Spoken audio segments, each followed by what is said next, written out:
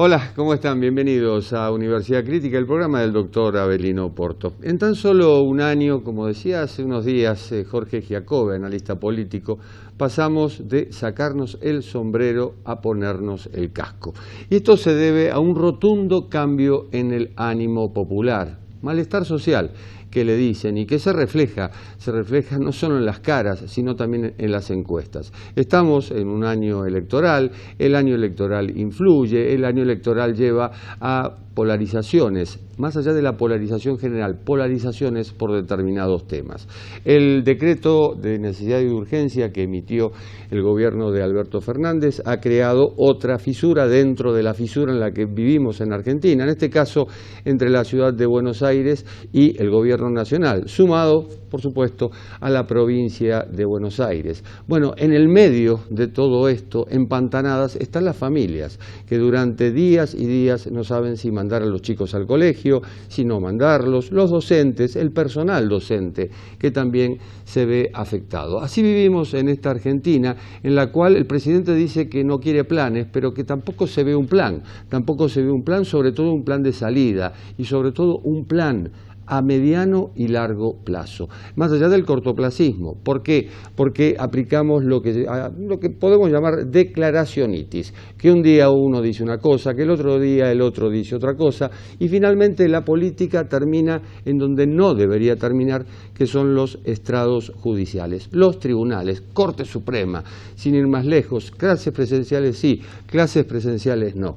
Y a eso sumémosle por supuesto lo que pasa con la economía, la caída fenomenal del consumo en Argentina. Este es otro tema que tiene que ver con el malestar social, con el ánimo popular o el desánimo, en cierto modo.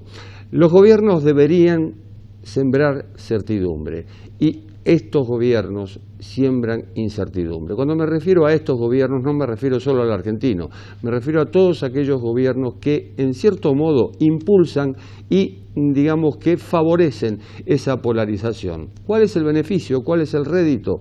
Ni siquiera en las encuestas se lo ve. ¿Saben por qué? Porque en las encuestas la mayoría de los políticos da negativo. Volvimos a 2015, sí, volvimos a medir negativo. Antes nos sacábamos el sombrero, hace apenas un año. Hoy se pusieron el casco y nosotros somos espectadores. Después de los títulos desarrollamos estos temas.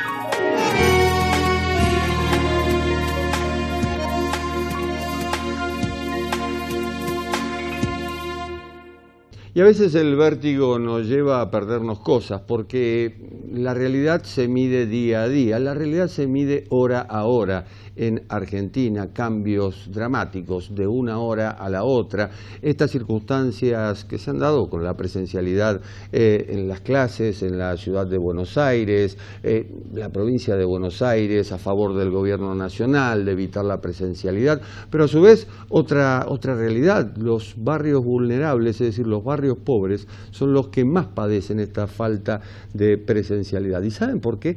Porque las escuelas se han convertido en Argentina desde hace tiempo, no durante la pandemia, en comedores. Y el 85% de los chicos desayunan, almuerzan o meriendan en las escuelas. Y estamos hablando de barrios vulnerables.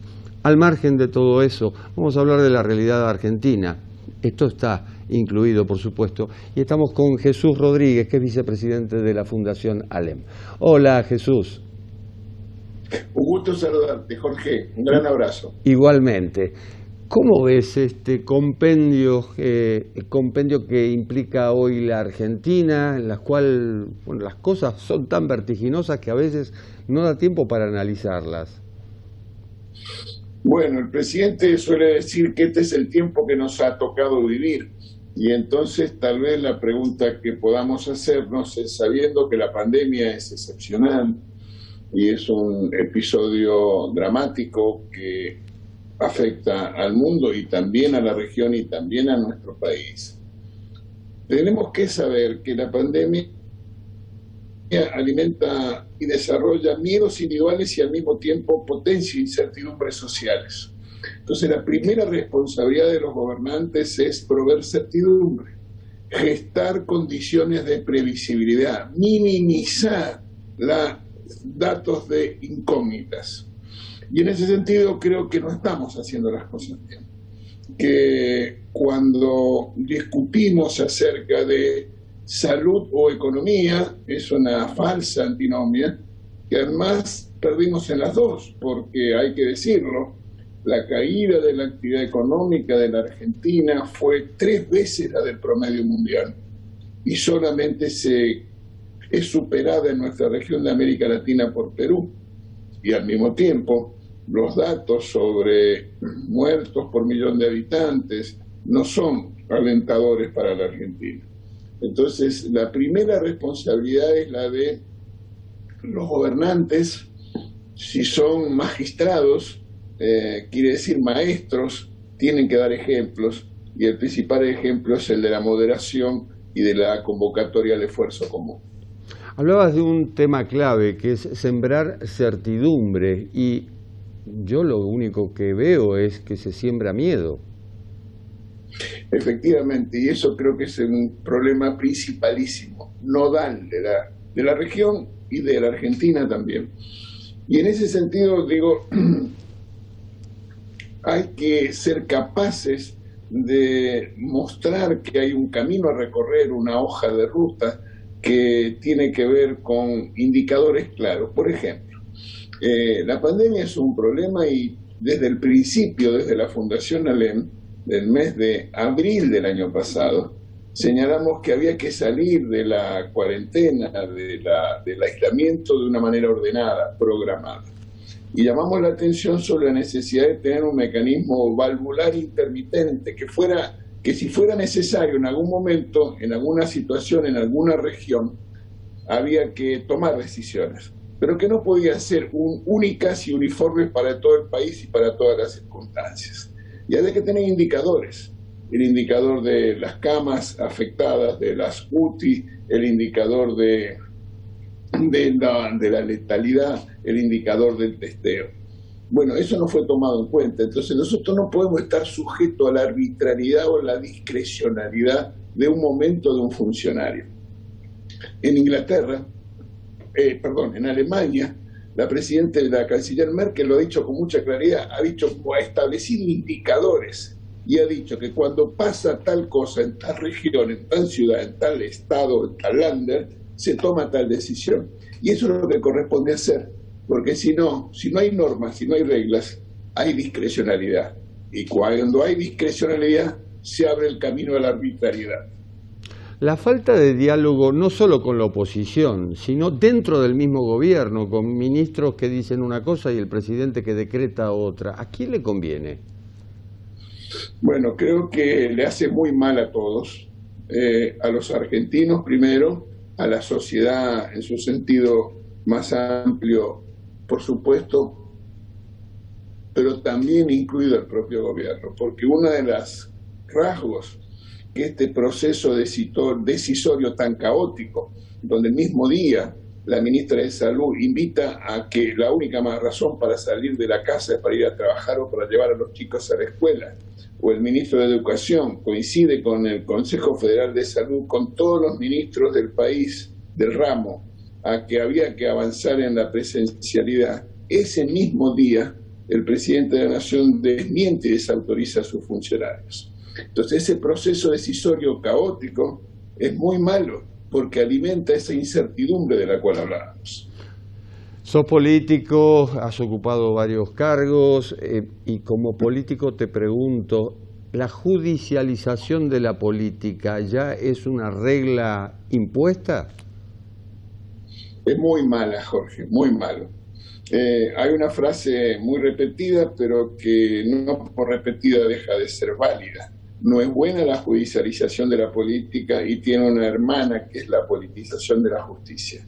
Esa diada es muy desaconsejable, muy perniciosa, muy perjudicial para la convivencia democrática. Así como antes decíamos que tiene que proveerse certidumbre, así como antes decíamos que el proceso decisorio no puede ser caótico, entre las cosas que la Argentina necesita es que las reglas se cumplan, que la división de poderes esté sobre la mesa, que el equilibrio entre los poderes esté garantizado, que no exista ese riesgo que estamos viendo hoy en Argentina de democracia de un solo poder por ese desequilibrio que se produce. ¿Por qué? Porque existe una evidencia internacional de que hay una relación causal, hay una asociación directa entre fortaleza de las instituciones y resultados económicos y sociales. Entonces hace falta ese equilibrio de los poderes, no solo porque lo manda la Constitución y lo que está establecido en el Estado de Derecho, sino porque también tiene consecuencias muy positivas para los resultados económicos y sociales. Yo sé que esta afirmación a algunos lo puede sorprender, pero llamo la atención a mirar, por ejemplo, qué otra cosa puede explicar, más que la debilidad institucional, la diferencia que existe entre Nicaragua y Costa Rica. O dicho de otra manera y más cercano, ¿por qué a Uruguay le ha ido comparativamente, infinitamente mejor que la Argentina? Si no es por ese respeto a la ley, esa subordinación a las normas, esa cultura del acuerdo y compromiso entre los actores, esa mirada más allá del próximo turno electoral. Y me parece que tenemos que sacar conclusiones en ese sentido. Bueno, vivimos a golpe de decreto en Argentina cuando, creo yo, debió ser el Congreso el que debió intervenir en primera instancia desde que comenzó todo esto. Absolutamente, y miremoslo en todo caso, que ese desequilibrio de poderes entre el legislativo y la administración ha generado, por ejemplo, la ausencia de rendición de cuentas. Los ministros no van al Congreso. El jefe de gabinete, que tiene la obligación constitucional de una vez por mes ir al Congreso, creo que este año no lo ha hecho y la última vez que fue en el mes de octubre del año pasado. Eso habla mal del cumplimiento de la ley y de la búsqueda de transparencia en las decisiones que se toman. Cuando hablamos de ley y hablamos de leyes, parece que las leyes o los proyectos de ley están sujetos más a caprichos particulares que al bienestar general. Bueno, este es el problema. Cuando el programa de un gobierno está subsumido o reducido a objetivos particularistas, sean estos individuales, de sector o de corporaciones. La ley debe expresar el interés general y ese es el criterio decisivo y nodal para pensar en la correspondencia y en la validez de una norma. ¿Qué papel le asignás a la oposición? Te estoy hablando de virtudes y también de defectos. Vos sabés que hay un cientista político italiano destacadísimo, se llama Gianfranco Pasquino, discípulo de Bobbio, entre otros, y de Sartori, que ha dicho que la calidad de un sistema democrático se mide en primer lugar por la calidad de la oposición. Y en ese sentido hay que tomar conciencia de eso y entonces ser muy exigente para el comportamiento y la actitud de la fuerza opositora. Y en ese sentido yo creo que un primer comentario que uno podría hacer es que hasta ahora esa oposición mantiene la competitividad en términos de potencial alternativa, fundamental. ¿Por qué? Porque a la alternancia en el poder es la regla de oro del funcionamiento democrático.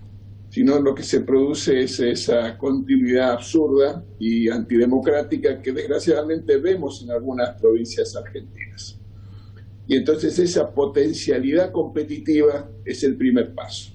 El segundo es la necesidad de ofrecer un camino de futuro. Insisto lo de futuro, ¿por qué? Porque la política tiene que ver con transformación del presente mirando a una sociedad deseada. Y si hay algo que hace muy mal a la acción política es la nostalgia, como consejera, o en todo caso una mirada, una impronta de cultura de la restauración, de volver a algún momento del pasado. Entonces la oposición que tiene el primer requisito cumplido de la unidad para posibilitar la competitividad, requiere de ofrecer un programa que todavía está pendiente y que tiene la obligación de formular. Mencionás una palabra clave en Argentina, nostalgia, y aquí los proyectos políticos parecen ser hechos con nostalgia de años que ni siquiera nosotros hemos vivido. Te estoy hablando de principios del siglo XX. El punto es para mí, Jorge, que cada uno de nosotros, hombres y mujeres de la Argentina, no importa la edad que tengan, pueden tener algún momento añorado del pasado que quiere restaurar, replicar, volver a vivir. Bueno, eso no va a volver a suceder. Entre otras cosas porque los cambios que en el mundo se suceden, fruto, entre otras cosas, de la pandemia, acelerados por la pandemia, provocados por la pandemia, nos obligan a darnos cuenta que hacen falta pensar en iniciativas novedosas sobre realidades cambiantes y muy desafiantes. Y si hay algo no podemos ser es complacientes pensando en repetir o desear algún momento del pasado. Hablas de realidades desafiantes. ¿Cómo se retoma la cultura del trabajo, por ejemplo? Bueno, para empezar, me parece que hay que recuperar un valor, que creo que algo conversamos hace un rato. Cuando uno dice el presidente y dice el primer magistrado, dice el maestro, y acá hace falta la ejemplaridad. La ejemplaridad de todos aquellos que tienen una responsabilidad de gobierno. Y cuando digo gobierno no solo me refiero a los tres poderes instituidos, sino a todos aquellos que tienen una responsabilidad social en la Argentina. La ejemplaridad es imprescindible. Si uno ve que hay atajos, que hay mecanismos oblicuos que pretenden algunos obtener un resultado solamente por pertenecer a algo o alguna institución o alguna corporación, esa es la peor de las ejemplaridades y eso es lo más nocivo en términos de cultura social que podemos desafortunadamente y que estamos viendo desafortunadamente de manera muy numerosa en la Argentina. Sin embargo, en las últimas décadas hemos visto haz lo que digo, no lo que hago, y el dedito levantado para indicárnoslo. Claro, por eso, permitime una mínima cuota de nostalgia, que tiene que ver con lo que estamos hablando. El presidente Alfonsín pasó por el gobierno, pasó por la máxima responsabilidad, pero no lo cambió ser presidente. Y el presidente Alfonsín hablaba de que la política también es docencia y que tiene una dimensión pedagógica. Y el presidente Alfonsín hablaba de la persuasión, un verbo que usaba de manera permanente. Esos son los atributos, los rasgos distintivos que creo que todos los que tienen una responsabilidad de gobierno o en un sentido más amplio en la Argentina de hoy tienen que ofrecerle a sus compatriotas. Lo que se nota, Alfonsín era incluyente y lo que se nota hoy de un lado y del otro es la exclusión justamente. Bueno, porque él tenía una visión muy clara, él sabía que la Argentina no podía estar aislada del mundo, por ejemplo. Sabía que la democracia en la Argentina no tenía destino, sino había democracia en la región. Y por eso alentó la integración con la democratización de los países vecinos y por eso tuvo la integración con Brasil. Y acordate, Jorge, vos que sos un estudioso del tema, Alfonsín hizo el acuerdo de Tratado de Paz y Amistad con Chile, con Pinochet, con quien nunca se vio ni nunca tuvo una cuota de simpatía, pero no se fijó si le gustaba o le era de... Sabía que tenía que terminar con la posibilidad de la guerra con Chile. Entonces esa visión en el sentido amplio de la palabra y con mayúscula es lo que está faltando en la Argentina, con actores políticos que no siempre están a la altura de las circunstancias. Estamos en una Argentina que está en peores circunstancias que en aquellos años 80 de retorno de la democracia e inclusive de una gran ilusión, que era la ilusión de la vuelta de las instituciones, en fin, de de esto de lo que no podamos prescindir, de que no podemos prescindir, que es justamente la democracia. Ahora me pregunto, ¿qué calidad de democracia tenemos? Es una democracia electoral, no republicana. Bueno, hablas de ilusión y es una palabra muy linda, que hay un libro de Pablo Gershonov y Lucas Diaz, de la ilusión al desencanto. Aquella ilusión democrática nos trajo este desencanto. Y en ese sentido es muy importante para mí no caer, no alentar, ser consciente de la gravedad de la situación para que no avance la desconfianza democrática, para que este momento de recesión democrática que se vive, no solo en Argentina, sino en la región, en el mundo, no termine siendo un retroceso, para que este momento de la Argentina y de la región desafiante no vaya en contra del Estado de Derecho. Y para eso hace falta fortalecerlo todos los días. La democracia es una flor que requiere ser regada todo el tiempo. Nos admitida la desidia en cultivar esa circunstancia. Y me parece que si somos conscientes de ello, la democracia va a generar las condiciones para que encontremos los caminos del progreso social que le permitan abrazar a cada uno de nosotros esos ideales tanto de históricos de la libertad y la igualdad, que son los que presiden, creo yo, el ánimo y el espíritu de muchos argentinos. ¿Corremos el riesgo de caer en lo que se llama democracia iliberal, que sería el caso de Hungría o Polonia, o autocracia, que podría ser al menos la tentación de Bolsonaro y que fue la tentación de Donald Trump? Bueno, yo creo que está a la vuelta de la esquina esa posibilidad, Jorge. Me parece que subestimar los desafíos de la democracia y menospreciar los retos que tiene por delante constituiría un error. Estados Unidos, la cuna del sistema democrático republicano, la constitución que guió a la Argentina y a tantos otros países de América Latina, tuvo un Trump. Si esa sociedad tuvo al riesgo de repetir una situación gravísima para la convivencia social, ¿por qué no estaríamos nosotros también afectados por esas circunstancias?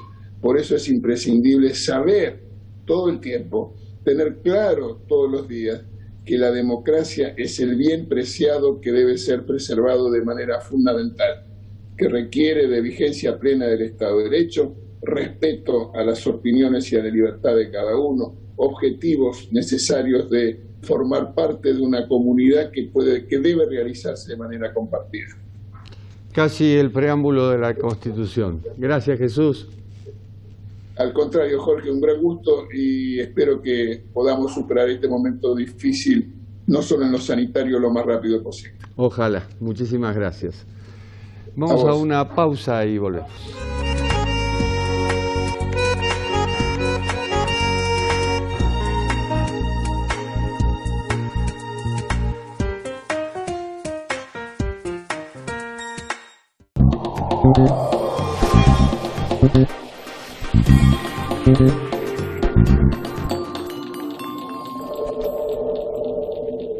La Universidad de Belgrano tiene abierta la inscripción para todas las carreras. Universidad de Belgrano, www.uv.edu.ar.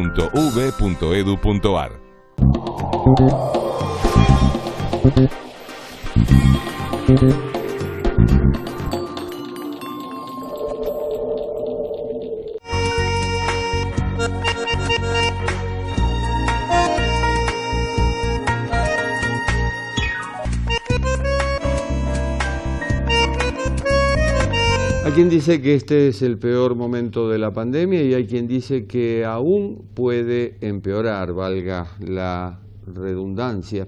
Lo cierto es que estamos desorientados sobre lo que ocurre en realidad, sobre las vacunas, sobre inclusive las campañas de vacunación contra la gripe. Es necesario aplicarse la vacuna contra la gripe cuando alguien se aplica la vacuna contra el COVID-19 y así sucesivamente innumerables dudas. Para eso, para develarlas, estamos en contacto con el doctor Osvaldo Teglia, que es profesor adjunto de enfermedades infecciosas en la Facultad de Ciencias Biomédicas de la Universidad Austral y es miembro de la Comisión de Asesores del gobernador de la provincia de Santa Fe, Omar Perotti. Doctor Teglia, ¿cómo le va? Buenas tardes, ¿cómo le va, Jorge? Bien, gracias. ¿Cómo es la situación en Santa Fe? Bueno, la situación en Santa Fe es preocupante, como bueno lo están viviendo ustedes allí en Buenos Aires, y ha habido acá un aumento prácticamente exponencial de los casos, afectando a la mayoría de la provincia, de los departamentos. Eso sumado a un sistema de salud que está trabajando al límite, trabajando con por ahí dificultades en la disponibilidad de camas en terapia intensiva, no así las camas de internación general, afectando a pacientes jóvenes. Esa es otra de las características que estamos viendo en este momento con la pandemia en la Argentina, y bueno, no escapa Santa Fe a esa realidad. Y con una problemática que pareciera ser que algunos hábitos de la sociedad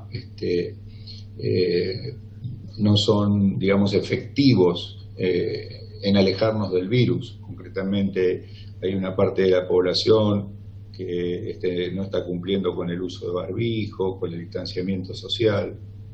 Bueno, por todas estas cuestiones que nos toca asesorar al gobernador, se han impuesto restricciones que comienzan a las 0 horas del viernes.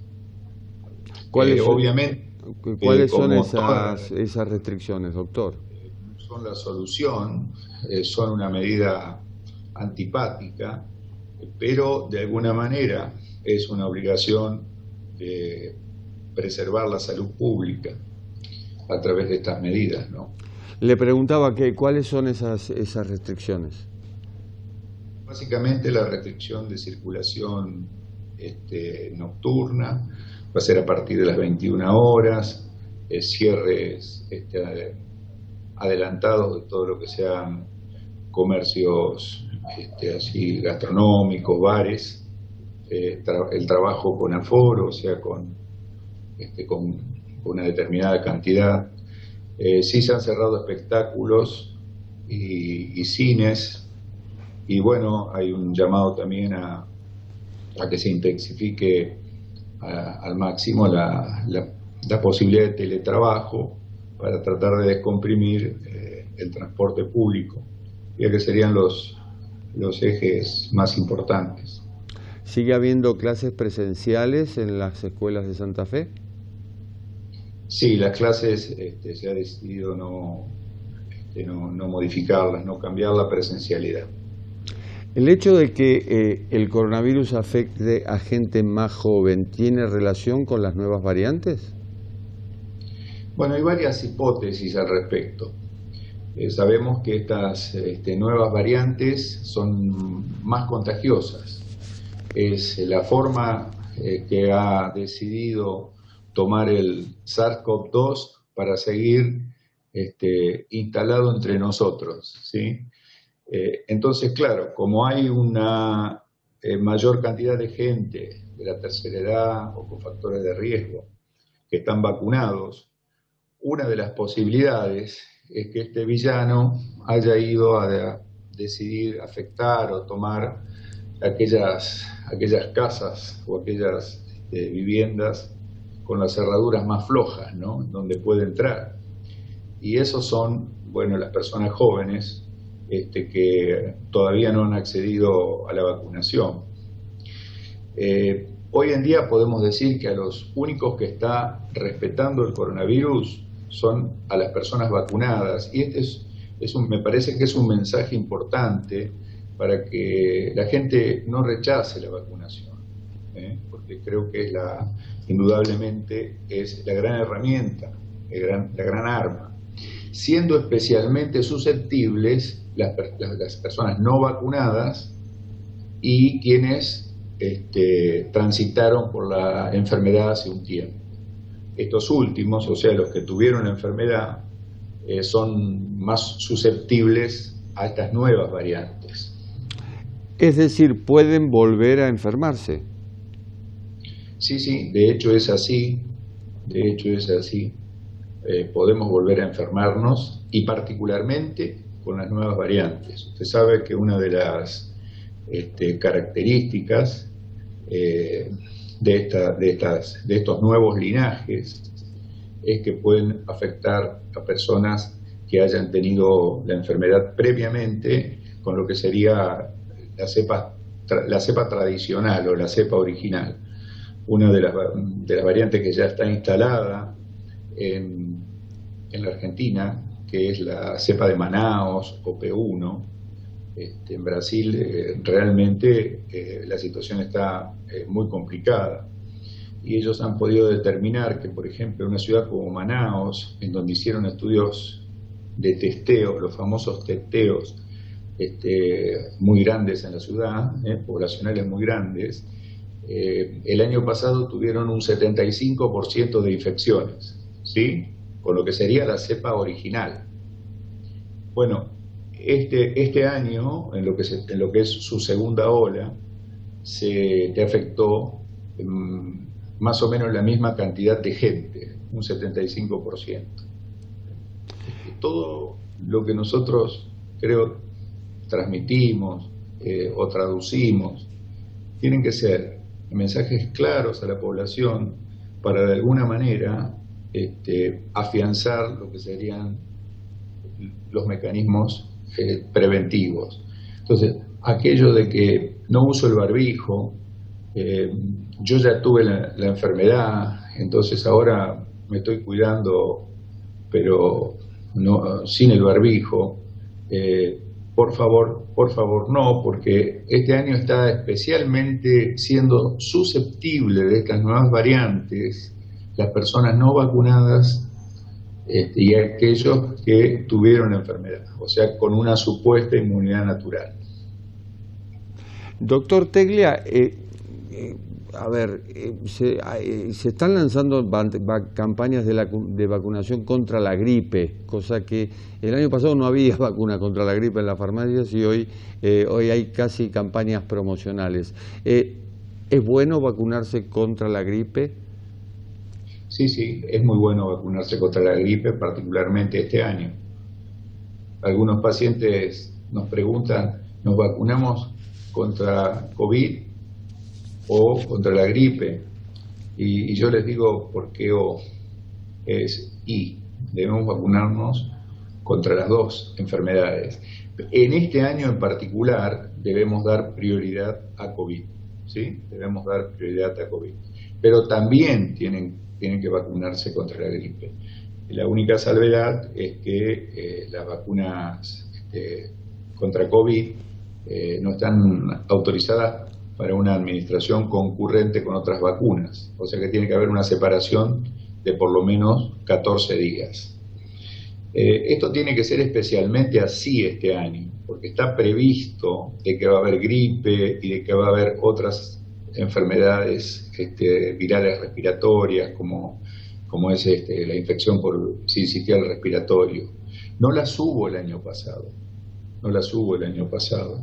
Tal vez la razón, que está discutida y hay diversas hipótesis, pero la razón del año pasado es que la gente se mantuvo con mayor nivel de aislamiento y de alguna manera aquella larga cuarentena permitió alejarnos de lo que serían estas virosis respiratorias. Al haber tantas variantes de coronavirus, ¿todas las vacunas son efectivas?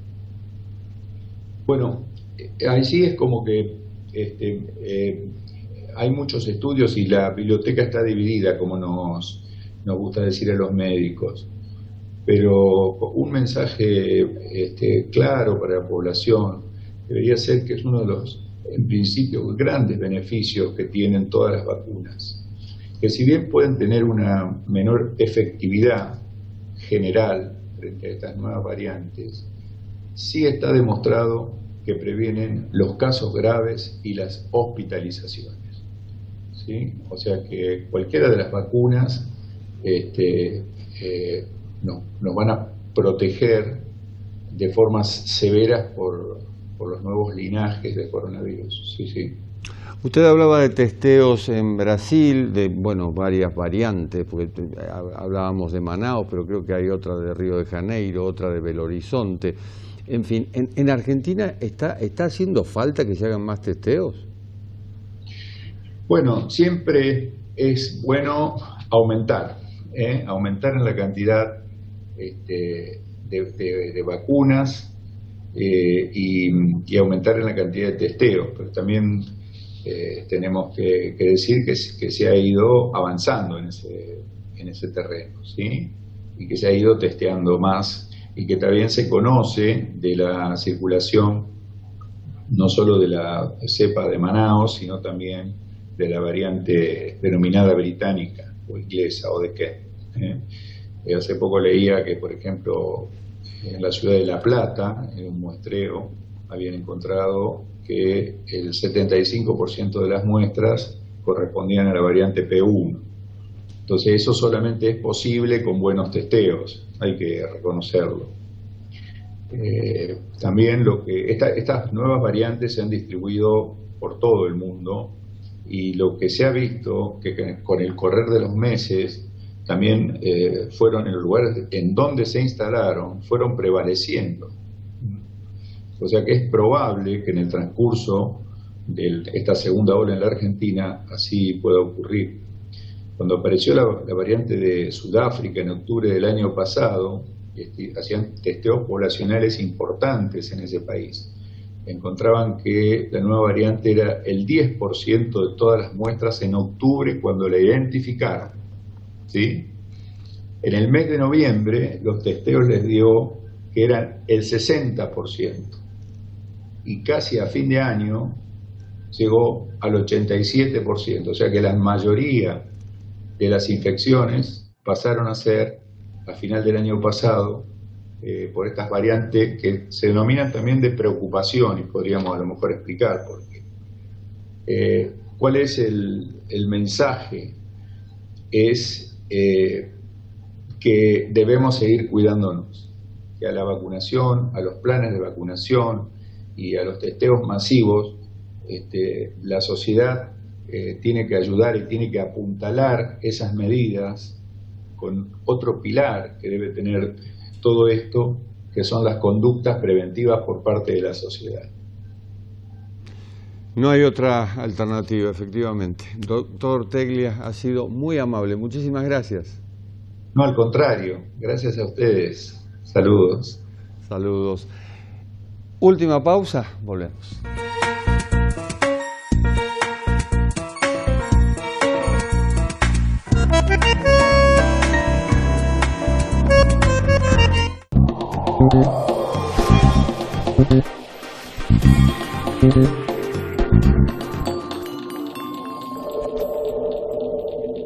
La Universidad de Belgrano tiene abierta la inscripción para todas las carreras. Universidad de Belgrano, www.uv.edu.ar.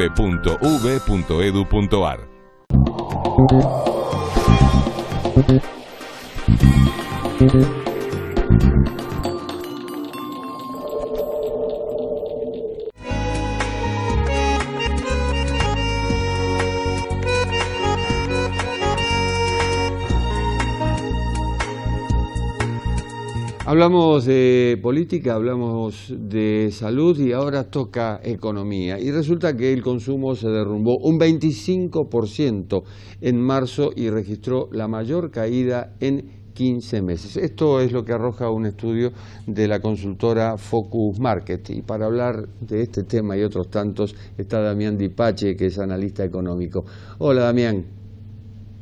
¿Cómo estás? Un placer, gracias por la entrevista y el contacto. Al contrario, gracias por estar con nosotros.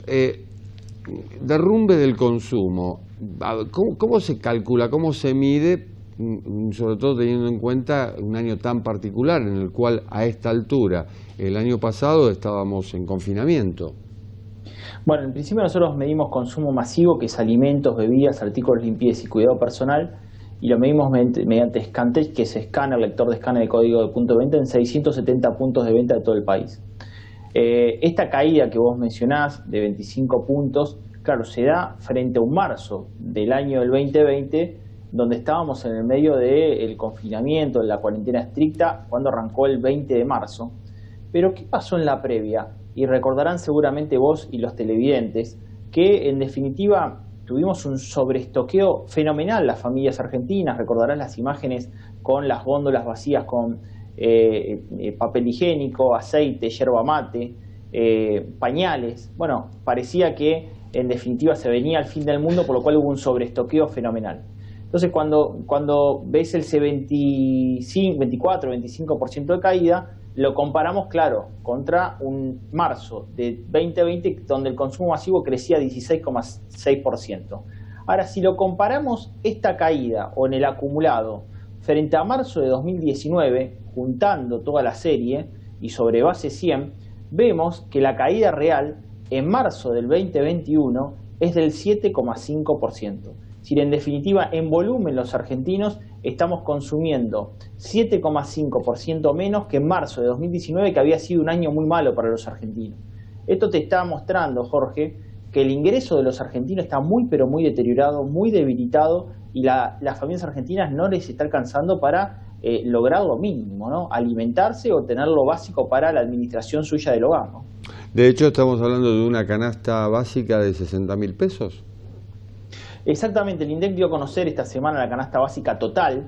Esa canasta básica total hay que agregarle los siguientes, colores o atributos. No incluye alquiler, por lo cual una familia que alquila va a tener una canasta básica total superior. Por otra parte, esa canasta básica total no contempla otros gastos que tiene una familia tipo. Por ejemplo, si lo que yo conocí como clase media, si manda chicos al colegio, porque es una familia de 4 personas, y si tiene un auto, por ejemplo, ¿no? Bueno, yo siempre tomo un indicador que es el CEICIAC, que hoy está midiendo esa canasta en 127.000 pesos, por lo menos en la ciudad de Buenos Aires, ¿no? Y la ciudad de Buenos Aires midió su canasta básica alimentaria, considerando una clase media frágil, en 76.000 pesos. Y una canasta básica total, sin contemplar el alquiler, en los 90.000 pesos. Así que no está lejos el dato que te estoy diciendo, y te diría que 127.000 pesos hoy una familia pertenece al nivel socioeconómico más alta de la pirámide en nuestro país, ¿no? No todos lo logran. ¿La ciudad de Buenos Aires es la más cara del país o sigue habiendo ciudades más caras, sobre todo en la Patagonia? No, la ciudad de Buenos Aires no es la más cara del país. La Patagonia sigue siendo más cara, pero ten en cuenta también que los salarios en la Patagonia son más elevados, y en la ciudad de Buenos Aires está encareciendo mucho el costo de vida. ¿Por qué? Bueno, porque la ciudad se vio, debido a este fenómeno de la quita de coparticipación, primero, este año incrementar fuerte el nivel de impuestos y incrementar el precio de sus servicios públicos, los que tiene, ¿no? Como por ejemplo puede llegar a ser el subte, parquímetros, etcétera. Incluso en el caso de las autopistas también han aumentado en la ciudad de Buenos Aires, ¿no? Las que cruzan. Por lo cual, evidentemente, el costo de vida en la ciudad está incrementándose por encima de lo que está sucediendo en términos comparativos en el resto del país. Un país que no tiene ferrocarril, un país en el cual aumenta el combustible cada 2x3 y en el cual, bueno, ese precio del combustible se traslada indefectiblemente a las góndolas. Bueno, nosotros hicimos un informe.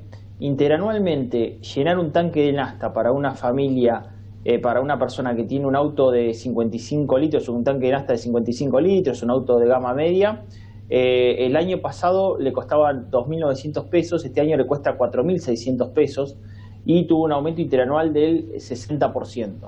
Cuando vos tomás el dato acumulado de del aumento de la nafta, eso también se ve en la distribución de bienes. Es decir, cuando una empresa pasa del campo, producción primaria, al proceso de industrialización y empezás a contabilizar la cantidad de viajes necesarios para llevar un alimento a góndola, evidentemente el impacto de nafta tiene de segunda ronda y está llevando también al alza de los precios, porque tuvimos, mira, en la gestión de Alberto Fernández, desde el comienzo de su presidencia, hubo 16 aumentos de nafta. En lo que va del año, el primer cuatrimestre ya tuvimos 6 aumentos de nafta y se va a venir el séptimo. Y a eso sumale la necesidad de usar el transporte propio para no usar el transporte público, que es lo que se aconseja justamente, y las nuevas restricciones. ¿Cuál es el impacto?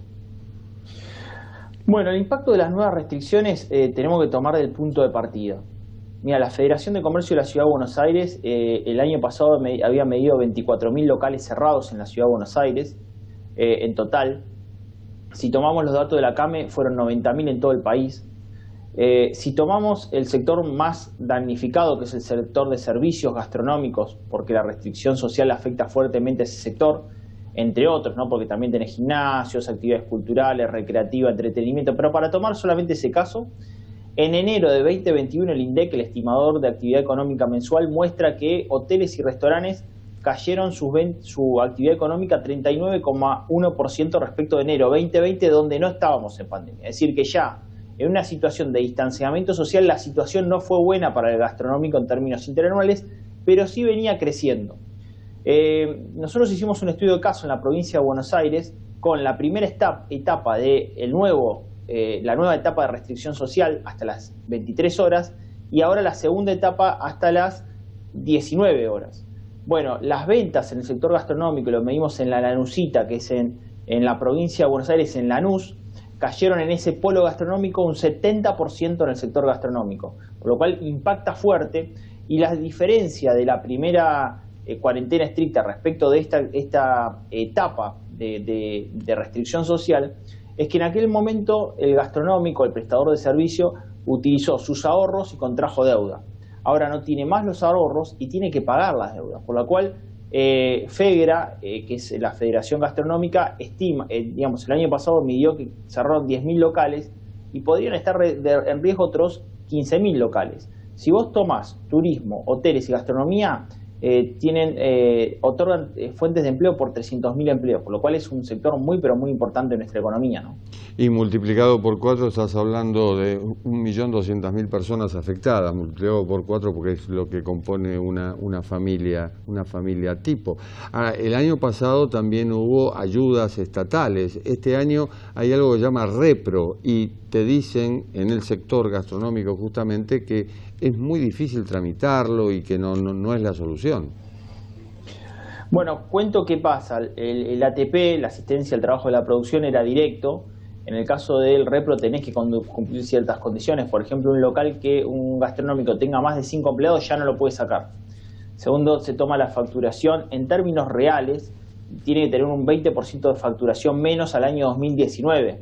Pero como yo te mostré recién, el año 2019 tampoco fue un año maravilloso y muchos no están pudiendo cumplir esa condición.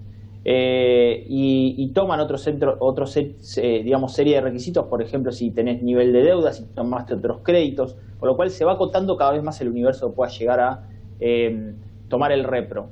Algunos municipios están tomando alguna iniciativa de tratar de subsidiar o eliminar ingresos brutos o tasas. Sería interesante, ¿no?, que las provincias o municipios lo tomen. El último dato que tengo es Vicente López, que va a subsidiar al sector con 40.000 pesos y va a eliminar tasas, y me parece que esas iniciativas hay que tratar de ver cómo sostener las fuentes de empleo en este periodo que va a ser muy pero muy complejo. Y respecto de lo que vos manifestabas de cuánto puede llegar a ayudar este Repro, es muy pequeño, y tengamos en cuenta que la asistencia social, ya en el campo de lo social, no tanto en el campo de lo económico directo, con 15.000 pesos de subsidio que va a haber para AUH, AUE y monotributista, las cuentas fiscales del gobierno nacional están muy delicadas, Jorge, porque ahí ya tenés 41.000 millones de pesos de emisión que va a tener que hacer el Banco Central para emitir el Tesoro en un mes donde ya emitió 16.000 millones de más y se vienen otra ronda de emisiones. Quizás la buena noticia de la semana es que Guzmán colocó deuda en el mercado, tenía que colocar deuda por 50.000 millones y tuvo oferta por 126.000 millones miles de millones de pesos, por lo cual en definitiva tuvo buena colocación. Hay que ver si esto en el tiempo se puede sostener, ¿no? ¿Pero puede el Estado seguir emitiendo? No tenés margen, pero, a ver, no tenés margen, pero no hay otra forma, porque hoy lo que estás teniendo es que el Estado, por lo menos es mi visión, tuvo el primer trimestre una situación extraordinaria, que fue el impuesto a la riqueza. Eso le generó mucha recaudación, pero por única vez. ¿Qué otra situación extraordinaria tuvo? Bueno, que la recaudación la aumentó frente a un marzo que venía muy alicaído. El año pasado aumentó 73%. O sea que el primer trimestre la recaudación estuvo bien. ¿Cuál es el segundo factor en este, segundo trimestre? Bueno, que estás teniendo buena liquidación del campo y buen precio de los commodities. Eso también favorece de alguna manera los niveles de recaudación porque tenés cobro de retenciones y a su vez podés acumular más cantidad en la reserva. De hecho, esa emisión terminás, esterilizándola, incrementando el volumen en las reservas del Banco Central. Pero es muy limitado porque vos vas a ir a un segundo semestre donde ya no vas a tener esas dos herramientas y vas a tener que emitir moneda para financiar al Tesoro y depender solamente de colocar deuda en el mercado interno. O sea que bajo letras o bonos el mercado te vaya tomando ese excedente de dinero. Y la verdad que está complicado porque si vos empezás a restringir más la actividad, va a caer la recaudación, vas a necesitar emitir más para financiar ese déficit fiscal y vas a llevar a una situación de vuelta, suba de las brechas cambiarias y expansión de moneda e inflación en el tiempo, ¿no? Generando obviamente mayor pobreza e indigencia. Eso te iba a preguntar, si puede impactar esto en el tipo de cambio, en el dólar, que es la moneda que circula en Argentina. Bueno, sin ninguna duda. De hecho, si hoy ves por qué hay esta famosa calma cambiaria, es porque en definitiva el Banco Central compra los dólares en el oficial, interviene en el paralelo, vende bonos por parte del ANSES y a su vez, por otra parte, tenés una situación donde está teniendo nivel de liquidaciones, pero en cuanto vos tenés muchos pesos circulando en el mercado, que el mercado ya no los acepta, esa oferta de pesos, y además no busca instrumentos en pesos, sino busca colocarse en dólares, tanto en el contado con liquidación, como en el dólar blue, el dólar paralelo o el dólar MEP, bueno, va a presionar al tipo de cambio paralelo nuevamente al alza, porque tenés un excedente de moneda que se va a refugiar al dólar, como siempre pasa en Argentina. Entonces eso hay que ir controlándolo, morigerándolo. Por eso la situación de Guzmán es muy preocupante por esa parte. Y después tiene otra preocupación, creo que Guzmán. Vos fíjate que la semana pasada hizo una gira por toda Europa que terminó en Rusia con este acuerdo para producir la vacuna Sputnik en Argentina y mostró unos números, Jorge. Mostró unos números de gasto público, de déficit fiscal y de cuentas públicas argentinas. Bueno, si las restricciones continúan y si evidentemente vas a emitir más moneda, vas a incrementar el déficit, los números son otros, por lo cual la realidad es que es una situación muy preocupante también para la economía argentina, ¿no? Damián, ¿esto es calma chicha electoral? Yo creo que sí, y lo más preocupante que no es una condición de este gobierno, Jorge, No. Es una condición de cualquier gobierno. O sea, vos fíjate que en años electorales todas las variables macroeconómicas tienden a ser una minusvalía, a ser de alguna manera sacadas al margen del escritorio de lo que es política económica desde el punto de vista técnico. Fíjate que frente a empresas que necesitaban aumentar las tarifas 60%, Guzmán había propuesto 40%, ahora quedarían en el 6%. Aumentarían más en industria y comercio, pero ya ahí tenés de alguna manera una represión de un precio de los servicios que después de las elecciones todos los argentinos saben que van a subir. Por otra parte también tenés el tipo de cambio frente a una inflación que en el primer trimestre fue el 13%, el tipo de cambio se evaluó 9,7%. Frente a una inflación que posiblemente en el primer cuatrimestre sea el 17%, el tipo de cambio proyectado de devaluación es 11%. También reprimís la devaluación del peso frente al dólar, frente a la inflación. Y así sucede con muchas variables. Reitero, no es solamente Alberto Fernández, sino que también sucedió en la gestión Macri. Y esto hace que en definitiva los argentinos paguen el costo posterior a las elecciones. O sea, cada elección tiene un costo político y un costo económico, porque en definitiva no terminamos solucionando el problema de la macroeconomía y las distorsiones que siempre presentamos, ¿no? Lo que se dice gobernar con tarjeta de crédito. Damián, muchísimas gracias. Un placer, Jorge, gracias por la nota y el contacto. Misión cumplida, nos reencontramos en la próxima. Chao.